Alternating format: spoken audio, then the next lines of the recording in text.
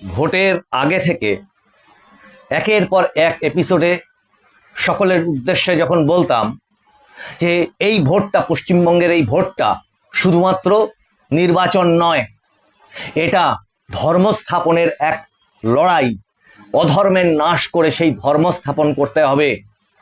আবার সেই সাথে সাথে এটাও বলতাম যে এই যে অপশাসন, অরাজকতা, এই সমস্তকে নাশ না করতে পারলে সাধারণ সভ্য সমাজ, সেই সভ্য সমাজ আজকে অস্তিত্বের সংকটে ভুগছে।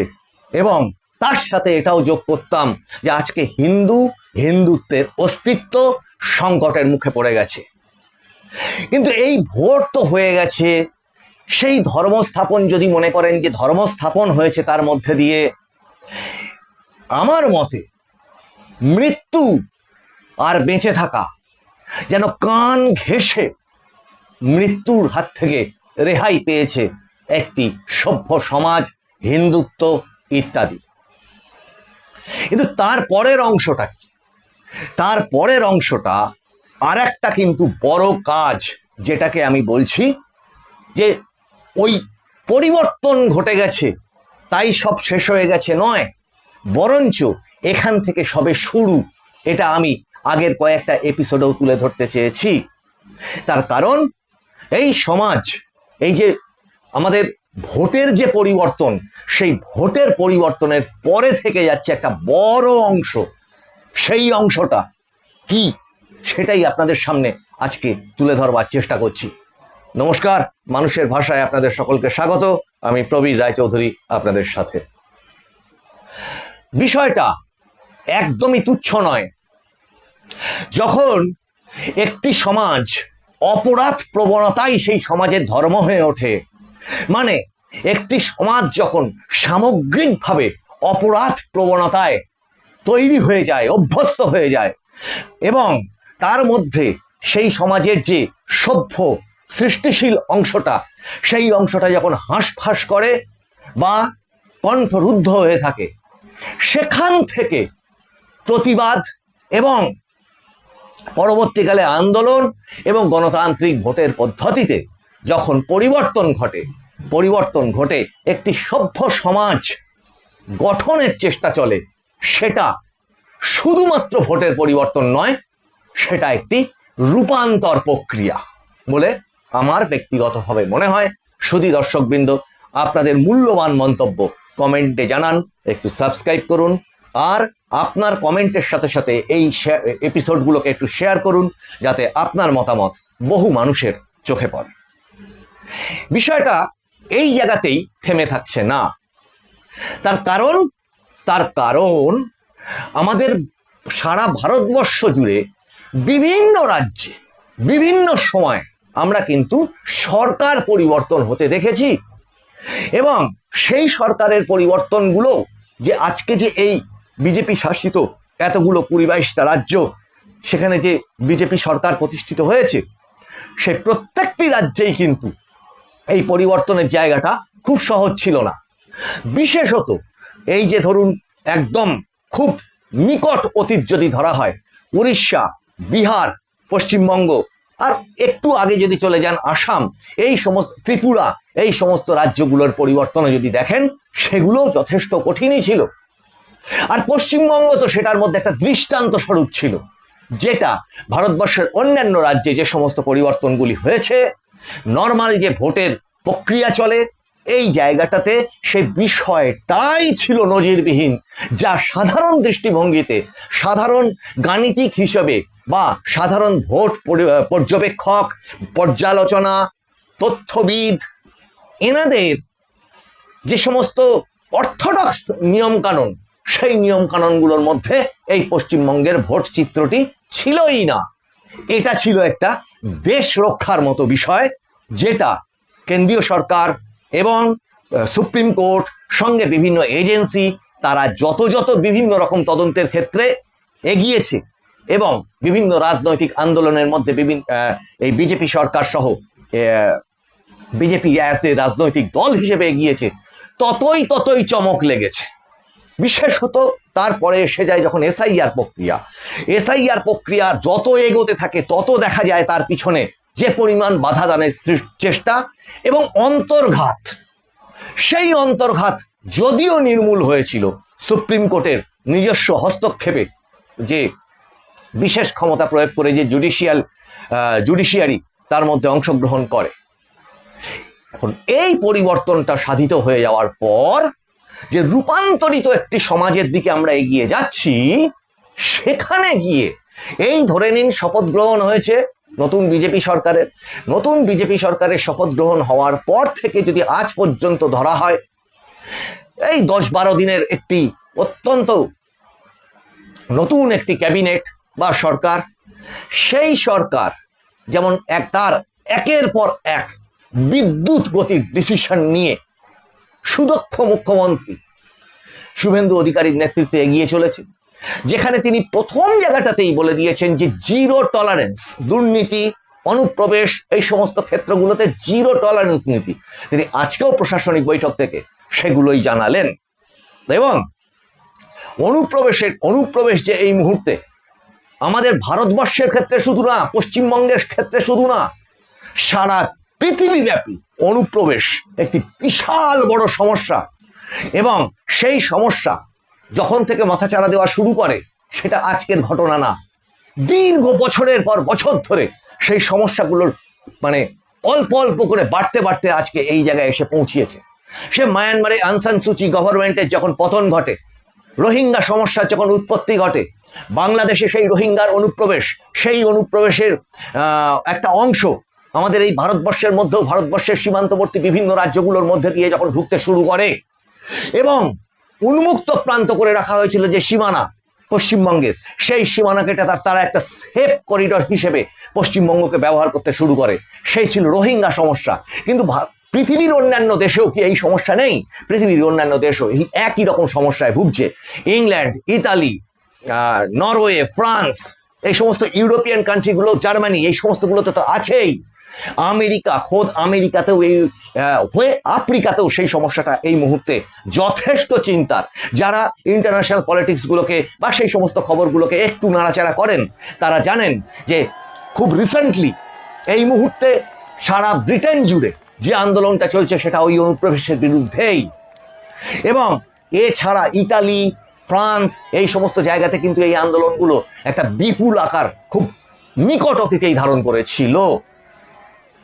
এখন এই নিয়ে যদি আলোচনা করতে যাওয়া হয় তাহলে এপিসোডের বড় এপিসোড চলে যেতে পারে, কিন্তু সংক্ষেপে টাচ করলাম এই কারণে যে এই যে পরিবর্তনটা ঘটেছে, আসল পয়েন্টটা এইবার বলতে যাচ্ছি, যেটাকে আর হালকাভাবে নেওয়া যাচ্ছে না। পরিবর্তনের পর এই রূপান্তরিত সমাজে যারা জীবন হাতে নিয়ে এই পরিবর্তনটাকে, যাতে পরিবর্তনটা ঘটে সেটার জন্য যারা কাজ করলেন, লড়াই করলেন, এবং এটা মোটামুটি কনফার্ম ছিল, যেটা হাইকোর্টে আজকে বিচারপতি তিনি পর্যন্ত উল্লেখ করেছেন তার অবজারভেশনে, যে যদি, যেটা কিনা ওই অভিষেক বন্দ্যোপাধ্যায়ের এফআইআর খারিজের যে মামলাটা আজকে ছিল, যেখানে কল্যাণ বন্দ্যোপাধ্যায় প্রায় হাতে পায়ে ধরার মতো করে সওয়াল জবাব করবার পরেও সেই এফআইআরটা খারিজ হয়নি, তাকে দেশ ছেড়ে যেতে নিষেধাজ্ঞা জারি হয়েছে এবং তার ভার্চুয়াল যে হাজিরা সেটাও নামঞ্জুর হয়েছে, সশরীরেই উপস্থিত হতে হবে। কিন্তু সেই অবজারভেশনে বিচারপতি যে কথাগুলো তুলে ধরেছেন সেগুলো চমকে ওঠার মতো বিষয়। যে তখন তিনি প্রশ্ন করেন যে যদি ধরা যাক যে 4 তারিখে পরিবর্তন না হতো এবং ওই সর্বভারতীয় তৃণমূল কংগ্রেসের সর্বভারতীয় জেনারেল সেক্রেটারি, যেটাকে আমরা বলি যে গেঞ্জির বুক পকেট, তা সে যে ধরনের হুমকিগুলো দিয়েছিল, শ্মশানের চুল্লি তৈরি করা থেকে শুরু করে ডিজে বাজানো পর্যন্ত প্রতিটা জনসভায়, আর আমরা এই মানুষের ভাষা থেকে প্রতিটা এপিসোডে সেগুলোকে মেনশন করেছি বারবার করে, যদি পরিবর্তন না হতো তাহলে কি হতো? তাহলে পশ্চিমবঙ্গ তো শ্মশানে পরিণত হতো। এটা তো মাথায় রাখতে হবে। তাহলে মামলার জায়গায় বিচারপতির জায়গায় তাদের অবজারভেশন, রায় এগুলো হয়েছে। এই এপিসোডে সেটা আলোচনার বিষয় না, আর একটা এপিসোডে, সামনের এপিসোডগুলোতে সেটা নিয়ে আসছি। কিন্তু এই এপিসোডে যেটা চিন্তার বিষয় সেটা হচ্ছে যে ভাত, মুখের ভাত যদি এইভাবে ভাবেন যে ভাত অন্ন কেড়ে নেওয়া হল, সেটা একটা জায়গা। সেই কেড়ে নেওয়াটাকে যদি আটকানো গেছে, এর পরের অংশটা তাদের কি থাকে পড়ে, এমন একটি সমাজ থেকে এই সমাজটা উত্তরিত হচ্ছে, সেই অপরাধ প্রবণ সমাজের যে অংশগুলো, যাদের নিজস্ব কোনো জীবিকা তারা শেখেনি, লেখাপড়া তারা শেখেনি, দুর্নীতি, চুরি, লোককে শোষণ করে খাওয়া, বসে খাওয়া যাকে বলা হয় গোদা বাংলা ভাষায়, লোককে শোষণ করে একদম ফুটপাত থেকে শুরু করে রাজমহল, সব জায়গা থেকে শোষণ করা অর্থে যারা চলে, তারা এই যে অবস্থাটা তৈরি হয়েছে, তাদের যে ক্ষমতার পতন ঘটেছে, ক্ষমতার সমস্ত রকম পাইপলাইন গুলো কেটে গেছে, তারা এখন কি করতে পারে? যেটা করতে পারে সেটাই বড় দুশ্চিন্তার জিনিস। সেটা হচ্ছে ওই ভাতের মধ্যে কাঁকড় মিশিয়ে দাও, দিয়ে খাওয়াটাকে ভেস্তে দাও। ভাত খাওয়া দু রকম ভাবেই বন্ধ করা যায়। এক তো ভাত যদি তলা লেগে যায় সেক্ষেত্রে খাওয়া যায় না, যেটা হয়েছিল এই পশ্চিমবঙ্গে। দুই, ভাত যদি লুণ্ঠন করে নেওয়া হয় তাও খাওয়া যায় না, যেটাও পশ্চিমবঙ্গে হয়েছিল, রেশন কেলেঙ্কারি। আর সবকিছুতে যদি না করা যায়, তাহলে এবার যখন বাঙালি নতুন ভাতের হাঁড়িতে নতুন চাল দিয়ে জল গরম করে ভাত রান্না করে অপেক্ষা করছে সুন্দর জীবন যাপনের জন্য, তখন সেই ভাতের হাঁড়িতে যদি কাঁকড় ঠেলে দেয় কেউ এসে, তাহলে সেই ভাতটাও কিন্তু খাওয়ার যোগ্য থাকে না। কে বিজেপি? এখন যদি সবাই বলে আমিও বিজেপি, এই বড় সংকটের মুখে কিন্তু এই মুহূর্তে, রাজনৈতিক জায়গা থেকে বলছি না, সমাজও এই মুহূর্তে সেই জায়গাটা নিয়ে খুব ভয় পাচ্ছে। তার কারণ যে পরিমাণ মানুষ আজকে এই পরিবর্তনটার পক্ষে ভোট দিয়েছে, তারা কিন্তু সকলেই বিজেপির কর্মী, কর্মকর্তা, সদস্য এটা ছিলেন না। বহু সাধারণ মানুষ বিজেপিকে, যাকে বলা হয় সমর্থক, ভালোবেসে নিজের অস্তিত্বের তাগিদে, ও আবার কেউ কেউ ওই তৃণমূলটাকে যেভাবে হোক সরাও, আগে বিজেপিকে ভোট দাও, একমাত্র উপায় বাঁচার। এই যে অংশটা, তাদের এই সমস্ত শুভ চেষ্টা, ওই ভাতের মধ্যে কাঁকড় দেওয়ার চেষ্টা যারা করছে, যেটা নিয়ে বিজেপি রাজ্য দল এবং কেন্দ্রীয় নেতৃত্ব তারা যথেষ্ট চিন্তিত, এবং তারা বিভিন্ন রকমের পদ্ধতিগুলো বলেছেন।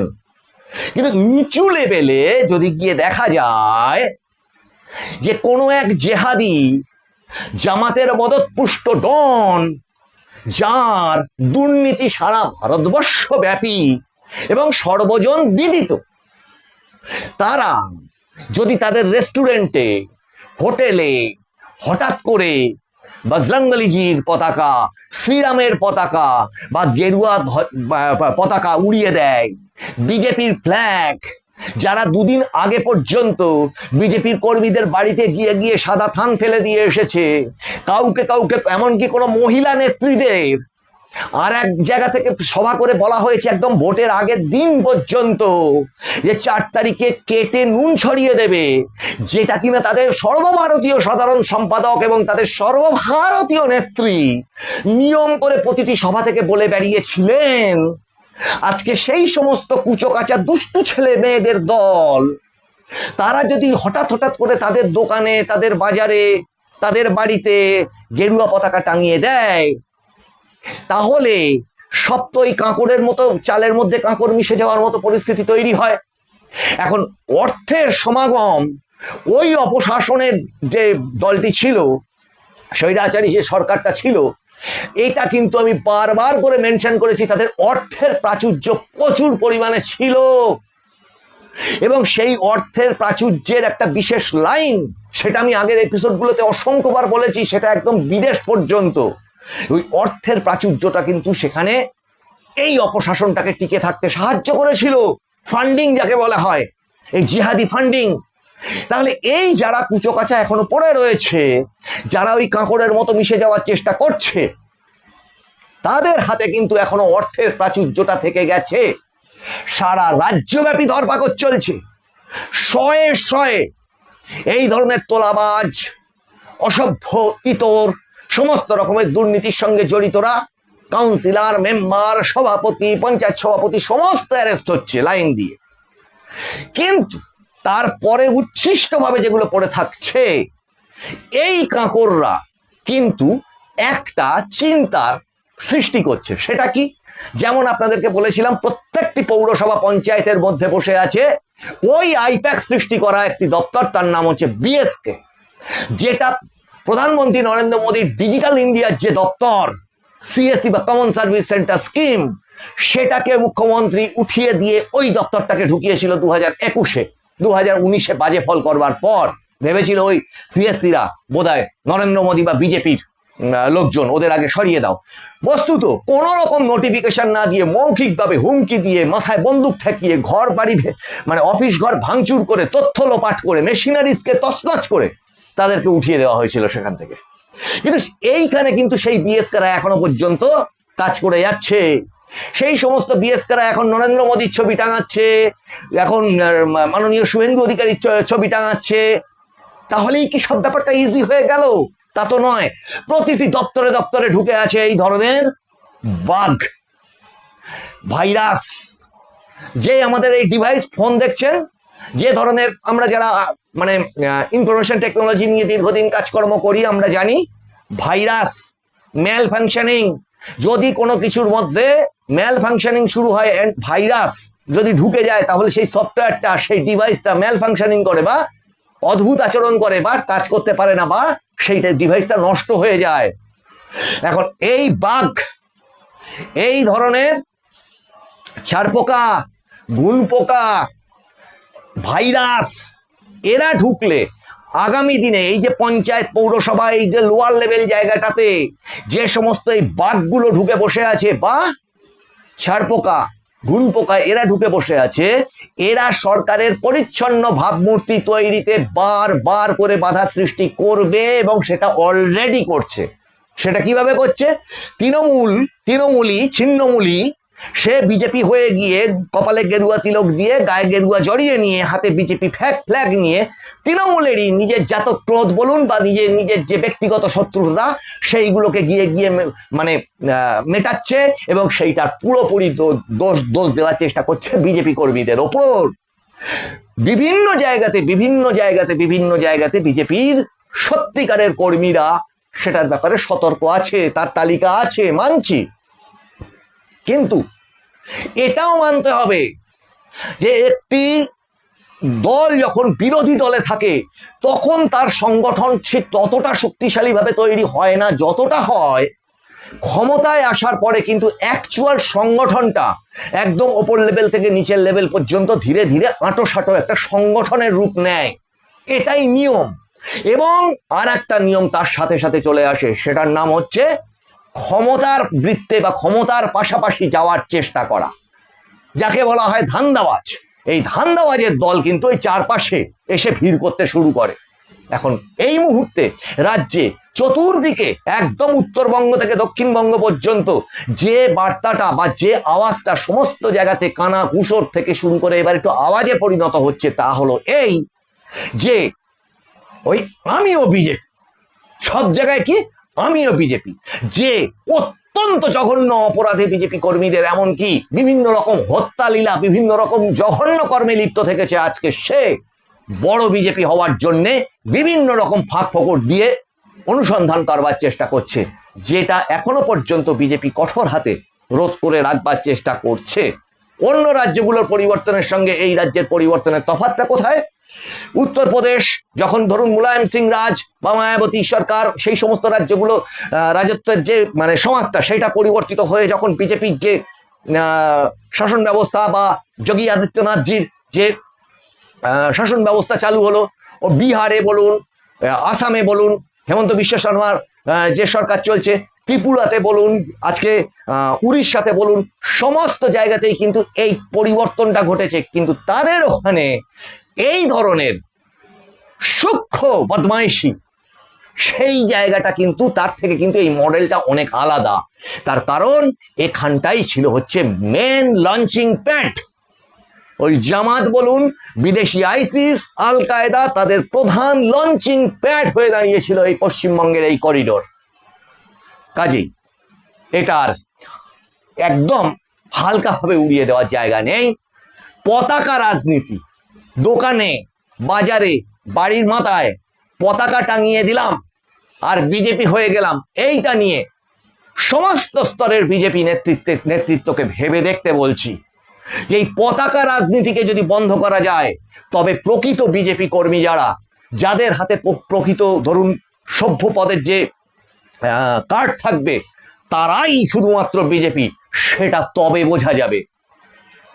শুধু দর্শকবৃন্দ, এই এপিসোডগুলো আপনাদের ভালো লাগলে আপনারা একটু লাইক করুন, শেয়ার করুন, সাবস্ক্রাইব করুন, এগুলো তো প্রত্যেকবার বলি। তার সাথে আপনি মতামত লিখে একটু শেয়ার করুন, আর আপনাদের মূল্যবান মতামতগুলো এখানে তুলে ধরেন। সেগুলোই আমরা এই মানুষের ভাষার এপিসোডগুলোতে তুলে ধরি, কারণ মানুষের ভাষা সবার মনের কথা বলে। আপনাদের সঙ্গে আবার দেখা হচ্ছে সামনের এপিসোডে। নমস্কার।